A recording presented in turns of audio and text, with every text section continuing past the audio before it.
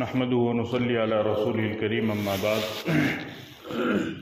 أعوذ بالله من الشيطان الرجيم بسم الله الرحمن الرحيم لا يقتلون النفس التي حرم الله إلا بالحق وعن أبي هريرة رضي الله تعالى عنه قال رسول الله صلى الله عليه وسلم اجتنبوا السبع الموبقات قالوا يا رسول الله وما هن قال الشرك بالله والسحر وقتل النفس التي حرم الله إلا بالحق وأكل الربا وأكل مال اليتيم والتولي يوم الزحف وقذف المحصنات الغافلات المؤمنات أو كما قال عليه الصلاة والسلام متفق عليه۔ میرے محترم بزرگوں اور دوستو،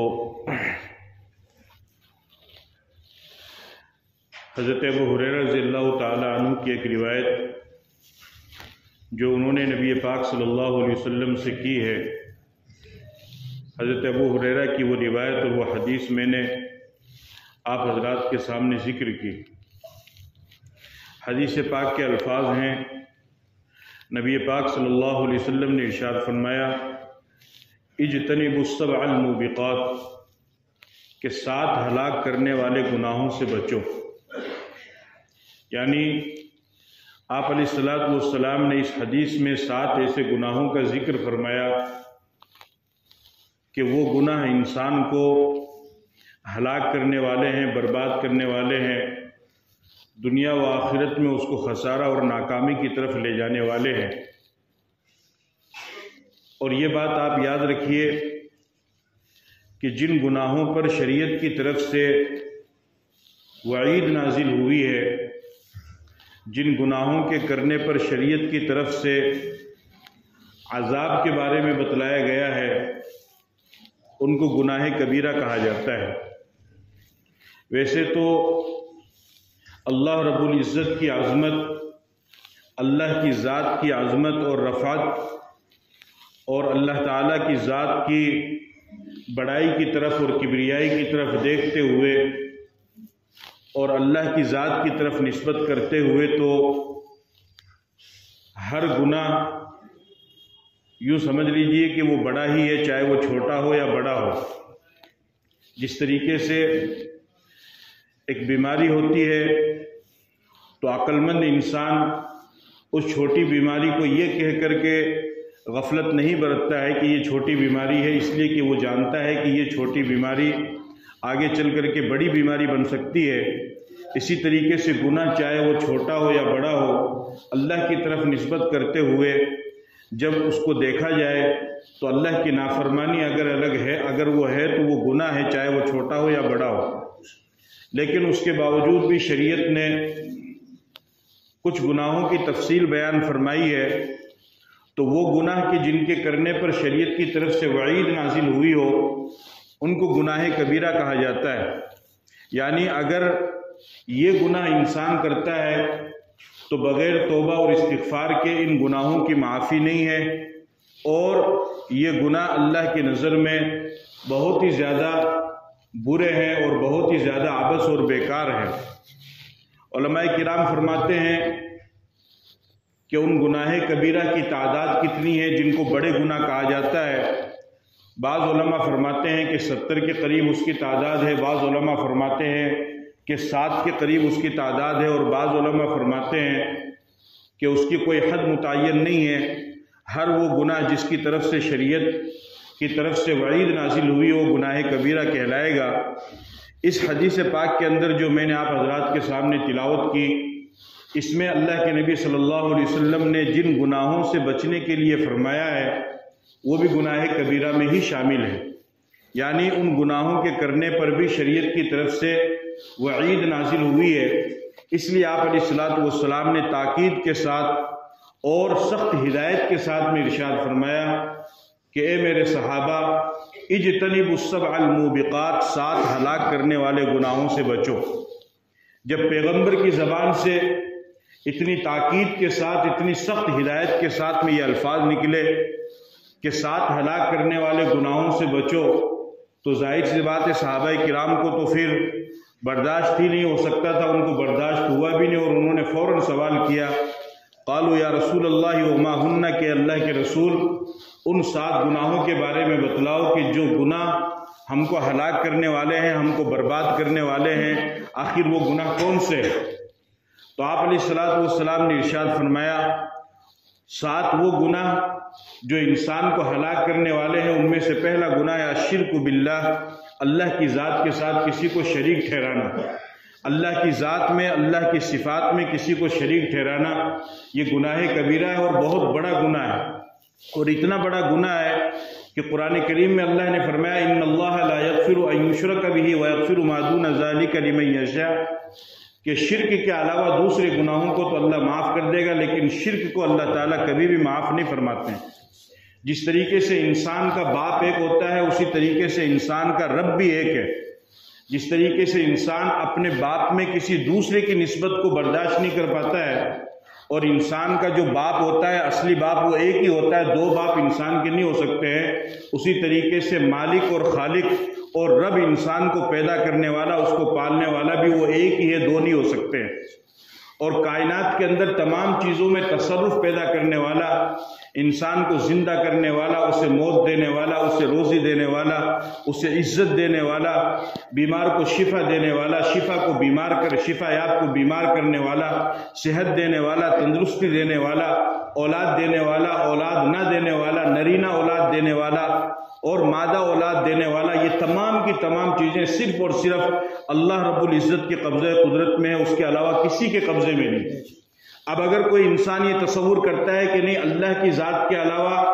فلانا بھی ہم کو یہ اولاد دے سکتا ہے، فلاں بھی ہماری حاجت کو پورا کر سکتا ہے، فلاں بھی ہماری مشکل کو دور کر سکتا ہے، فلاں بابا کر سکتا ہے یا فلاں پیر کر سکتا ہے، یا پھر اس کے علاوہ کوئی دوسرے معبودان باطلہ کے بارے میں، بت کے بارے میں یہ خیال کرے کہ فلاں بھی ہماری ضرورت کو پورا کر سکتا ہے، تو یہی شرک ہے، اور یہ وہ شرک گناہ کبیرہ ہے کہ جس کی اللہ کے یہاں معافی نہیں ہے۔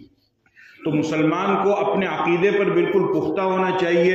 اور کتنے ہی سخت حالات اس کے اوپر کیوں نہ آ جائے، کتنی ہی مصیبتیں اس کے اوپر کیوں نہ آ جائے، تب بھی اسے اللہ کی وحدانیت پر یقین رکھنا چاہیے، اور اس بات پر پختہ یقین رکھنا چاہیے کہ اگر مصیبت میرے اوپر آئی ہے تو اس مصیبت کو ٹالنے والا بھی صرف اور صرف میرا اللہ ہے، اس کے علاوہ کوئی نہیں۔ تو پہلا گناہ کبیرہ جس کے بارے میں آپ نے فرمایا، وہ فرمایا الشرک باللہ، اللہ کی ذات کسی کو شریک کرنا اللہ کی ذات کے ساتھ۔ دوسرا آپ علیہ السلام نے فرمایا والسحر، جادو کرنا، یعنی کسی انسان کو تنگ کرنا، کسی انسان کو پریشان کرنا، اپنے غلط عملیات کے ذریعے سے کسی انسان کی زندگی کو خراب کرنا، اسے جادو کہا جاتا ہے۔ اور علماء کرام فرماتے ہیں کہ اگر جادوگر اپنے جادو میں کسی ایسی چیز کا استعمال کرے کہ جو کفریہ ہو، شرکیہ ہو، اس وجہ سے کہ جادوگر کو بعض اوقات بعض دفعہ اسے جادو کرنے کے لیے، چونکہ جادو یہ تو شریعت کے اندر منع ہے اور شریعت میں حرام ہے، تو جادوگر جب اپنی سفلی عمل کے ذریعے سے کسی کے اوپر جادو کرتا ہے تو وہ شیطان کی مدد لیتا ہے، اور شیطان کی مدد لینا یہی پہلا شرک ہو جاتا ہے۔ اللہ کی ذات کے علاوہ چونکہ اسے بہت سارے ایسے ناجائز کام کرنے پڑتے ہیں کہ جس کے بارے میں اور آپ تو تصور بھی نہیں کر سکتے ہیں، اور میں آپ کو بتا بھی نہیں سکتا ہوں، لیکن بہرحال جادو کے ذریعے سے کسی کو برباد کرنا، کسی کو ختم کرنا، یا کسی کی زندگی کو تباہ و برباد کر دینا، آپ علیہ الصلوۃ والسلام نے فرمایا کہ یہ بھی گناہ کبیرہ ہے، یہ گناہ کبیرہ ہے۔ لیکن اگر جادوگر کفریہ اور شرکیہ کلمات کہے تو پھر یہ انسان کو کافر تک پہنچا دیتا ہے۔ تو دوسرا گناہ کبیرہ جو آپ علیہ السلام نے فرمایا، وہ فرمایا کہ کسی کے اوپر جادو کرنا،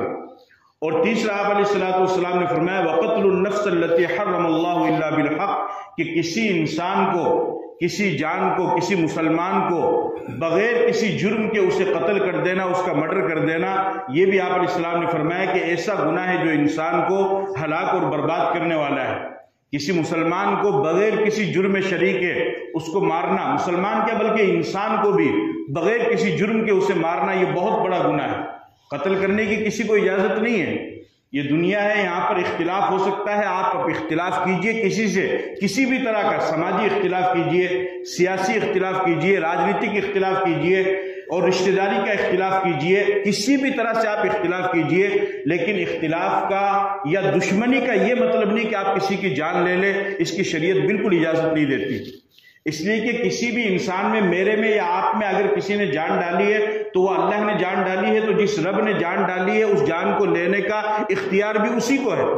اس کے علاوہ دوسرے کو نہیں ہے۔ جب کوئی انسان کسی دوسرے کا مرڈر کر کے قتل کر کے اس کی جان لیتا ہے تو وہ اللہ کی دی ہوئی امانت کو کھینچتا ہے، اور یہ بہت بڑا گناہ ہے۔ آپ علیہ الصلوۃ والسلام نے فرمایا کہ جو انسان کسی کا گناہ کرے، کسی کا قتل کرے گا، قیامت کے دن وہ اس حال میں آئے گا کہ اس کی پیشانی پر لکھا ہوا ہوگا آئس من رحمت اللہ، کہ یہ شخص اللہ کی رحمت سے محروم ہے۔ کسی کی جان لینے کا کسی کو اختیار نہیں ہے، اس لیے، اور یہ آج کل بہت زیادہ عام ہوتا جا رہا ہے۔ ہمیں اپنے درمیان سے اس کو ختم کرنے کی ضرورت ہے۔ کسی بھی انسان کی جان لے کر کے اس کے مشن کو، اس کے پیغام کو آپ ختم نہیں کر سکتے ہیں۔ ہاں، اس سے اختلاف کیجئے، اس کو دلائل دیجئے، اپنے موقف کو آپ مضبوط کیجئے، اپنے پروف کو آپ پختہ کیجئے۔ وہ اگر غلط کام کر رہا ہے تو اس کے غلط کاموں کا آپ ویرودھ کیجئے، تبصرہ کیجئے، یہاں تک تو ٹھیک ہے، لیکن کسی انسان کی جان لے لینا، بلکہ اب تو یہاں تک نوبت آ گئی ہے کہ ایک ماں کے پیٹ سے جنم لینے والے بھائی زمین کے ٹکڑے کے اوپر اپنے بھائی کی جان لیتے ہیں۔ اس سے زیادہ بدبختی اور بدنصیبی کیا ہو سکتی ہے؟ یاد رکھو، زمین آپ کے پاس چاہے لاکھ روپے کی ہو یا کروڑ روپے کی ہو، وہ جو تھوڑا سا 2 گز کا ٹکڑا آپ کا ہوگا زمین کا، وہی آپ کو ملے گا۔ اس سے زیادہ لمبی چوڑی آپ کی قبر نہیں بنے گی، اور نہ آپ لے کر کے جائیں گے، نہیں آپ لے کر کے جائیں گے۔ جب ایک ماں کے پیٹ سے جنم لینے والے بھائی، ایک ماں کی چھاتی کا دودھ پینے والے بھائی، ایک ساتھ بستہ لے کر کے اسکول جانے والے بھائی، اور ایک باپ کی طرف نسبت کرنے والے 2 سگے بھائی زمین کے معمول سے ٹکڑے پر ایک دوسرے کا قتل کر رہے ہوں، اور ایک دوسرے کے خلاف سازش کر رہے ہوں، اور ایک دوسرے کے خلاف دوسرے لوگوں سے مشورہ کر رہے ہوں، تو سمجھ لو کہ آپ کی بربادی کا دن شروع ہو چکا ہے، باقی نہیں ہے۔ جس دن آپ اپنوں کے خلاف دوسروں سے مشورے کرنے لگ جائے، جس دن آپ کے گھر میں بیٹھ کر کے دوسرا بندہ آ کر کے آپ کے بھائی، آپ کے خاندان، آپ کے رشتہ دار کے خلاف بات کرنے لگ جائے، تو سمجھ لو بربادی کا پہلا دن آج سے چالو ہو چکا ہے۔ اب کسی دشمن کی ضرورت ہی نہیں ہے۔ نہیں، ایسا نہیں ہونا چاہیے۔ اگر بھائی سے کوئی اختلاف ہے تو بیٹھو، بیٹھ کر کے بات کرو، اس کا کوئی رستہ نکالو، تھوڑا سا آپ معاف کر دو، تھوڑا سا وہ معاف کر دے۔ نبی پاک صلی اللہ علیہ وسلم نے فرمایا کہ جو انسان جانتے ہوئے اس بات کو کہ یہ میری ہی زمین ہے اور یہ میری ہی جگہ ہے، اس کے باوجود بھی صرف رشتہ داری کو برقرار رکھنے کے لیے جو انسان اپنی اس جگہ کو چھوڑ دے، اس کو اللہ نے اور بھی دے رکھا ہے، تو آپ علیہ السلام نے فرمایا کہ اللہ تعالیٰ اس کو جنت کے بیچ میں محل عطا فرمائیں گے، کہ اس نے وہاں پر زمین کو چھوڑ دیا، پوری جنت والوں کو اللہ پاک بیچ میں سینٹر پہ اس کو محل عطا فرما کر کے ساری دنیا کو، سارے جنتیوں کو دکھائیں گے کہ یہ وہ شخص ہے جس نے صرف برادری کو باقی رکھنے کے لیے، رشتہ داری کو برقرار رکھنے کے لیے بھائی سے جھگڑا نہیں کیا، بلکہ اپنے حصے کو، اپنی جگہ کو چھوڑ دیا۔ اور اگر آپ کا حصہ نہیں ہے، آپ کی جگہ نہیں ہے، آپ کا حق نہیں ہے، تو مرنا آپ کو بھی ہے۔ اگرچہ آپ کے پاس پیسہ زیادہ ہوگا، آپ کے پاس طاقت زیادہ ہوگی، آپ بڑے بھائی ہو سکتے ہیں، آپ کے پاس اور تعلقات ہوں گے، دنیاوی وکیلوں سے تعلقات ہوں گے، پولیس سے تعلقات ہوں گے، لیکن میرے بھائی اللہ کے پاس کون سے تعلقات کام آئیں گے؟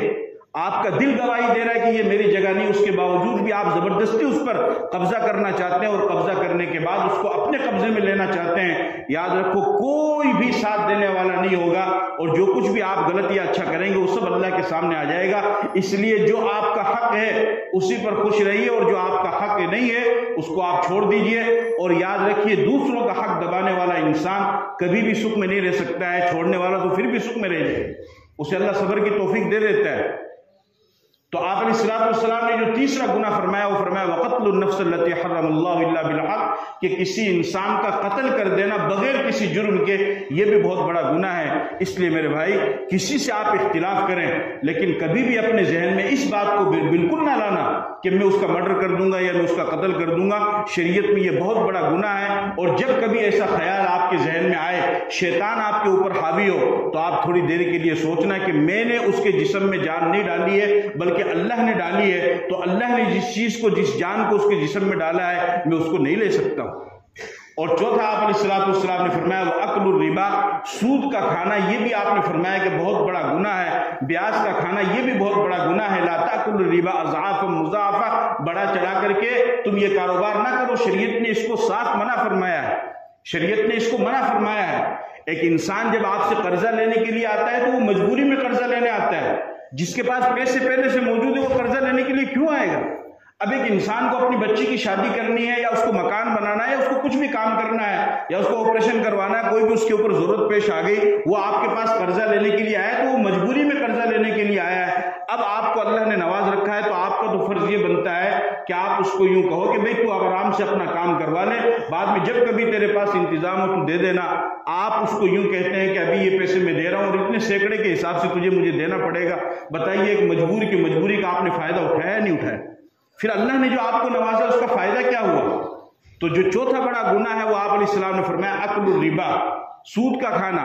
اور پانچواں فرمایا وہ اکل مال الیتیم، یتیم کے مال کا کھانا۔ اس کے باپ کا انتقال ہو گیا، چھوٹا بچہ ہے، عاقل نہیں ہے، بالغ نہیں ہے، نابالغ ہے، اتنی سمجھدار نہیں ہے، اور اب چچا اس بچے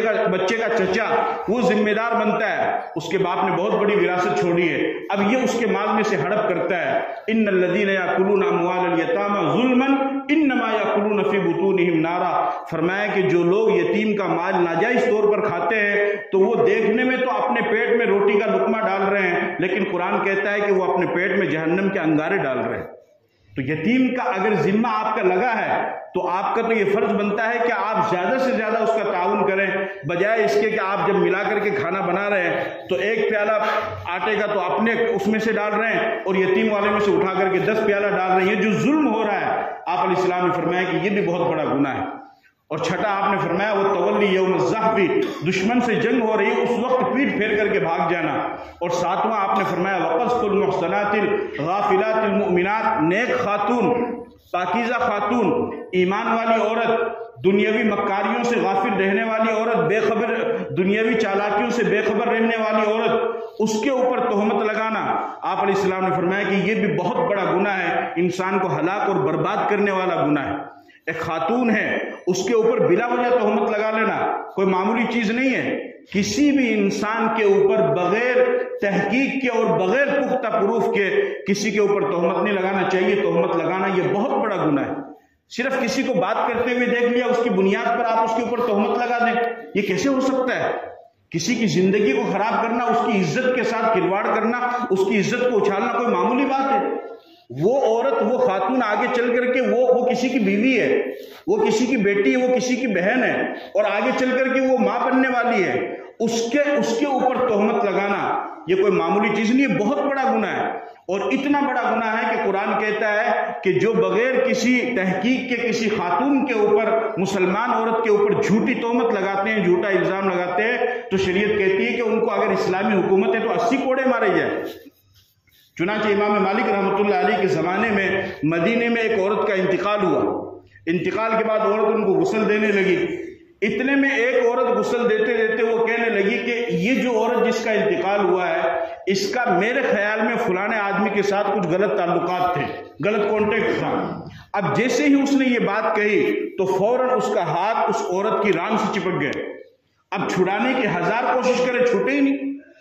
تو کسی نے کہا کہ میت کے جسم کو کاٹ دیا جائے، اس لیے کہ میت کو تو تکلیف ہوگی نہیں۔ رشتہ دار اس پر بھی راضی نہیں ہوئے، کیونکہ میت کا احترام بھی ضروری ہے، بھئی انتقال ہی تو ہو گیا۔ پھر کسی نے کہا کہ اس کے ہاتھ کو کاٹ دیا جائے، تو وہ عورت کہنے لگی میرا ہاتھ کیوں کاٹو؟ اس طرح پوری رات گزر گئی، 2 دن گزر گئے، علماء آئے گئے، کسی کو سمجھ بھی نہیں آ رہا ہے کہ بھی ایسا معاملہ، اور جنازے میں بھی دیری ہو رہی ہے، اور آپ کو پتہ ہے زیادہ دیر ہو جائے پھر بدبو اٹھنی شروع ہو جاتی ہے۔ امام مالک رحمۃ اللہ علیہ جو بڑے امام فقہاء اربعہ میں، ان کے پاس یہ معاملہ لے کر امام مالک رحمۃ اللہ علیہ تشریف لائے، اور آپ نے اس عورت سے سوال کیا۔ تو اس سوال میں ایک سوال حضرت نے یہ بھی کیا، تو اس عورت نے بتایا کہ جب اس عورت کو غسل دیے جا رہے تھے تو اس وقت میں نے یہ بات اس کے بارے میں کہی تھی کہ میرے خیال میں اس عورت کے کسی آدمی کے ساتھ غلط تعلقات ہیں۔ امام مالک نے فرمایا تمہارے پاس اس کا کوئی ثبوت ہے؟ کہ صاحب ثبوت تو نہیں، میں نے شک کی بنیاد پر کہا، بس میرا خیال تھا۔ فرمایا کہ یہ گناہ ہے، اور قرآن میں کہا ہے کہ جو انسان کسی مسلمان عورت پر بغیر تحقیق کے تہمت لگاتا ہے، الزام لگاتا ہے، تو اس کو 80 کوڑے مارے جائیں۔ چنانچہ اس عورت کو 80 کوڑے مارے گئے۔ جب 80واں کوڑا اس کے بدن کے اوپر لگا، فوراً اس کا ہاتھ چھوٹ گیا۔ تو کسی خاتون کے اوپر تہمت لگانا یا کسی انسان کے اوپر الزام لگانا یہ بھی بہت بڑا گناہ ہے۔ آج ہمارے معاشرے میں اس کی بہت بڑی کمی پائی جا رہی، بہت زیادہ کمی پائی جا رہی۔ ذرا سے کسی سے اختلاف ہو جائے، تھوڑی سے کسی سے نوک جھونک ہو جائے، تھوڑی سی کسی سے کوئی بات ہو جائے، تو پھر فوراً الزام لگا۔ ابھی الزام کیوں لگا رہے آپ؟ آپ اختلاف کیجئے، آپ اپنی رائے رکھیے، آپ اپنی بات رکھیے، لیکن اگر آپ کے پاس کسی چیز کا پروف ہے، ثبوت ہے، تو آپ وہ بات کہیے، اور اگر ثبوت نہیں ہے تو خدا کے واسطے خاموش ہو جائیے۔ جس طریقے سے شراب پینا اور قتل کرنا اور زنا کرنا یہ گناہ کبیرہ ہے، اسی طریقے سے کسی پر جھوٹا الزام لگانا اور کسی پر تہمت لگانا یہ بھی گناہ کبیرہ ہے، اور یہ بھی انسان کی زندگی کو برباد اور ہلاک کرنے والا ہے۔ تو یہ 7 گناہ ہے، صرف یہ 7 نہیں ہے، اس حدیث میں تو اللہ کے نبی نے ان 7 کو بتلایا ہے، اس کے علاوہ اور بھی گناہ ہیں، علماء نے تقریباً 70 بیان فرمائے ہیں، لیکن یہ جو 7 گناہ ہے یہ گناہ کبیرہ ہے، جس کے بارے میں پیغمبر نے اپنی زبان سے فرمایا کہ میری امت کے لوگوں تم ان 7 گناہوں سے بچو، یہ 7 گناہ انسان کو ہلاک کرنے والے ہیں۔ لہٰذا آج کی اس مجلس میں اور آج کے اس بیان سے ہمیں یہ چاہیے کہ ہم یہ عہد کر کے جائیں اور یہ وعدہ کر کے جائیں کہ یہ جو ہلاک کرنے والے گناہ ہیں ان گناہوں سے خود بھی بچیں گے اور اپنے گھر والوں کو بھی اس سے بچانے کی کوشش کریں گے۔ اللہ پاک عمل کی توفیق عطا فرمائے۔ وآخر دعوانا الحمدللہ رب العالمین۔